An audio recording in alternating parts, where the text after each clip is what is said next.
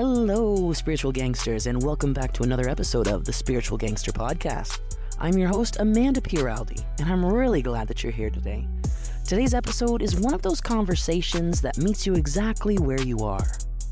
Not where you think you should be, not where you wish you were, but right here.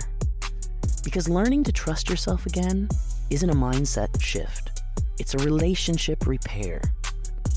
And most of us don't even realize that relationship has been strained until we're standing in front of a decision, frozen, second-guessing everything. Today, we're talking about rebuilding self-trust after life knocked the wind out of you, after you followed your heart and it hurt, after you did the right thing and it still fell apart, after you listened to yourself once, decided it didn't work, and quietly stopped listening altogether. If that's you, you're not weak. You're protective. Most people don't lose trust in themselves in one big moment. It happens in layers. It happens when you override your intuition because it's convenient. When you sense something is off but convince yourself you're overreacting. Or when you stay quiet to keep the peace and call it maturity. And over time, that inner voice starts to sound distant. Not because it disappeared, but because it learned it wouldn't be chosen.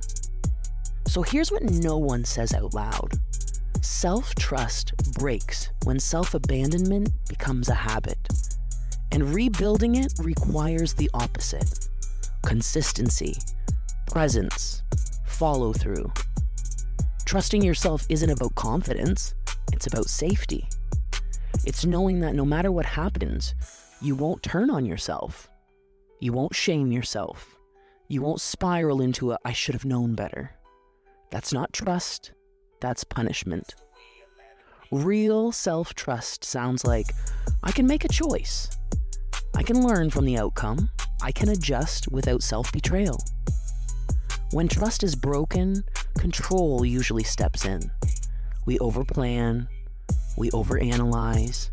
We look for certainty where none exists. And the truth is, certainty has never been the thing that kept you safe. Your ability to adapt is. The problem isn't that you don't trust yourself.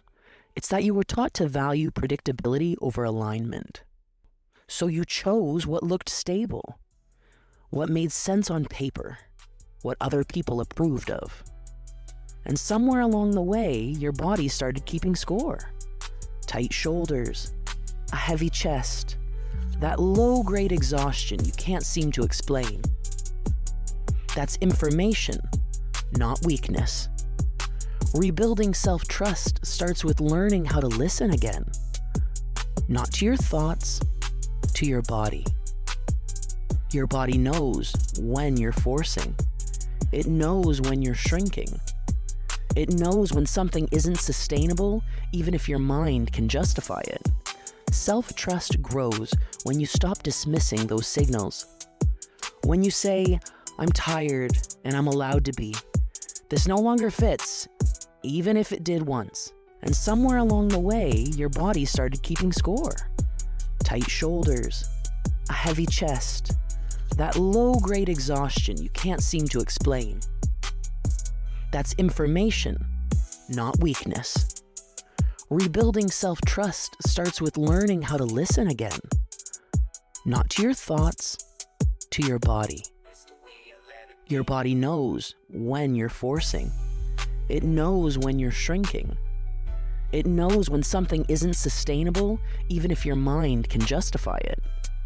Self-trust grows when you stop dismissing those signals.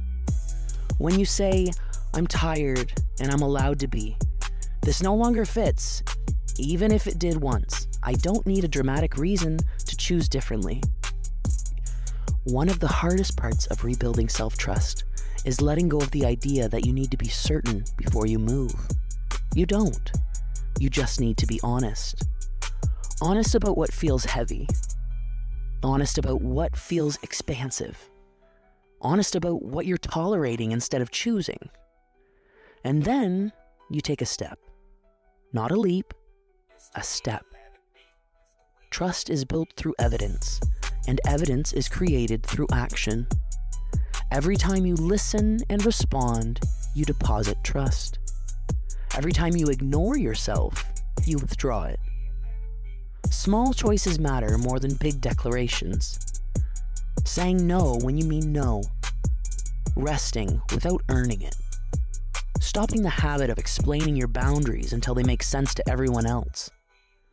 Your nervous system learns through repetition. If you're afraid to trust yourself because you're scared of making the wrong choice, let me say this clearly. There is no version of your life where you avoid discomfort entirely. But there is a version where you stop abandoning yourself inside it. That's the goal. Self-trust doesn't mean life gets easier. It means you get steadier. You stop chasing reassurance. You stop outsourcing your authority. You stop needing permission to pivot. And yes, sometimes rebuilding self-trust means grieving the version of you who didn't listen sooner. Let yourself grieve without judgment, without rewriting the past. You learned through experience. That's not failure, that's wisdom. Trust is rebuilt when you stop demanding perfection from yourself. When you stop saying, I'll trust myself when I'm healed, when I'm confident, when I'm not scared. Trust comes first. Clarity follows. So if you're in a season of rebuilding, let this be enough for today. Listen once. Respond once. Choose yourself once. That's how it starts. Before we close, I want to leave you with a few reflections to sit with. Where have I been asking for permission instead of checking in with myself?